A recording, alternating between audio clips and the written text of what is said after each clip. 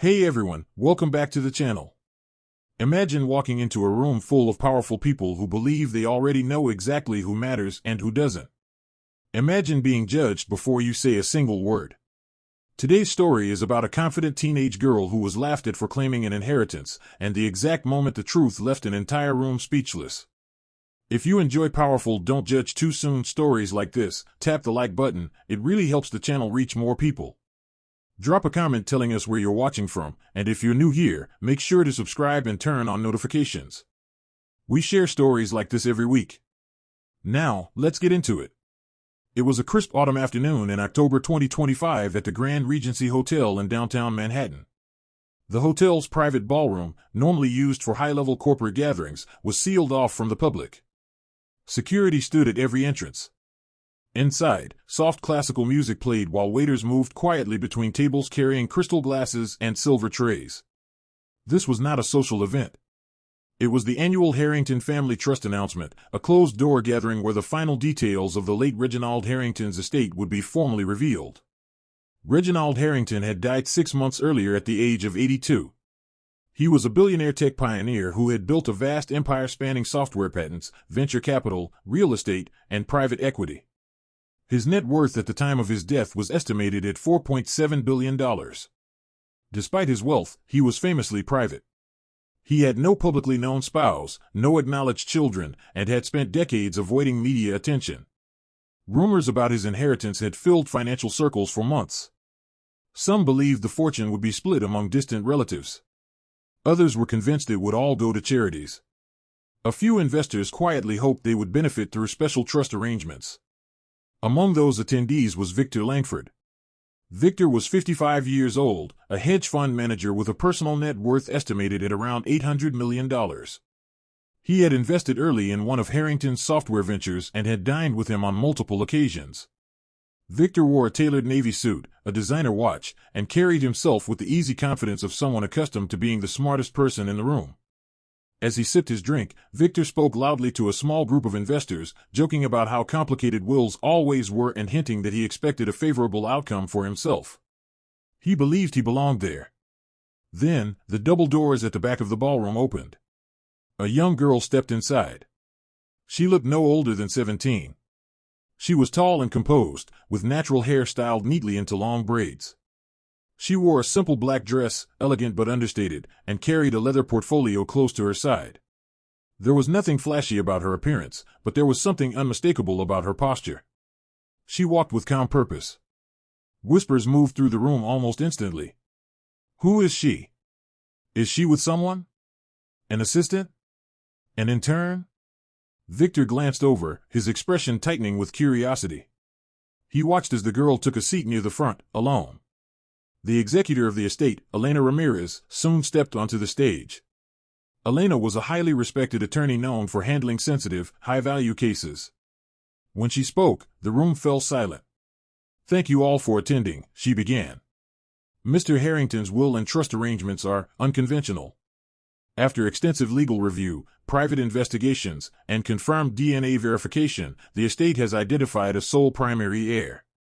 A large screen behind her lit up with legal documents and trust summaries. Murmurs spread across the ballroom. Elena continued calmly. The majority of the Harrington estate, totaling $4.2 billion in assets, has been transferred to his previously unknown granddaughter. The room froze. Elena turned slightly and gestured toward the young girl seated at the front. "Miss Aaliyah Marie Brooks." Aaliyah stood up. Gasps echoed from every corner of the room. Heads turned. Victor's mouth curled into an incredulous smile. Victor let out a short laugh. "This can't be serious." Aaliyah walked forward with steady steps, stopping near the stage. Her face remained calm. Victor spoke again, louder this time. "A teenager? Claiming to be the heir to Harrington's fortune? This feels like a misunderstanding." Aaliyah met his gaze. "Sir, I understand this is surprising, but—" Victor cut her off with a dismissive wave. "Look, I've worked with Reginald for years. He never mentioned a granddaughter. This event has standards. Security should verify this immediately before things get awkward."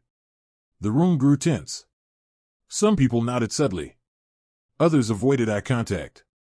Elena raised her hand. Mr. Langford, please. The documentation is comprehensive and verified. Victor crossed his arms. Then show it. If this is real, there should be no problem proving it. Elena paused, then nodded. Very well. She motioned to a representative from Harrington's private wealth firm. The banker connected a laptop to the projector. Miss Brooks, Elena said, would you like to verify your primary account? Aaliyah handed over her identification without hesitation. The screen refreshed. A secure banking portal appeared. Then the balance loaded. $4,287,650,312.47. Pending transfers, estate liquidation complete. The ballroom went completely silent. Someone near the back inhaled sharply. A glass slipped from Victor's hand and shattered on the marble floor. His face drained of color as he stared at the screen, unable to speak. Elena's voice broke the silence. Mr. Harrington had a daughter in his early 20s. Her existence was never made public. She passed away tragically years later, leaving behind a child. That child is Miss Brooks. She continued, 5 years ago, Mr. Harrington privately located his granddaughter. He established anonymous trusts for her education and long-term security and amended his will accordingly. DNA confirmation was conducted multiple times. Aaliyah spoke quietly but clearly. My grandfather wanted me to grow up normally. He didn't want money defining my life before I was ready. The room remained frozen. Victor finally found his voice. I didn't realize. Congratulations. Aaliyah nodded politely but said nothing more. In the weeks that followed, the story spread quietly through financial circles. While the public never saw footage from the event, whispers turned into confirmed reports. Aaliyah Brooks became the youngest primary heir to one of the largest private estates in the country. But she didn't disappear. Instead, she stepped forward.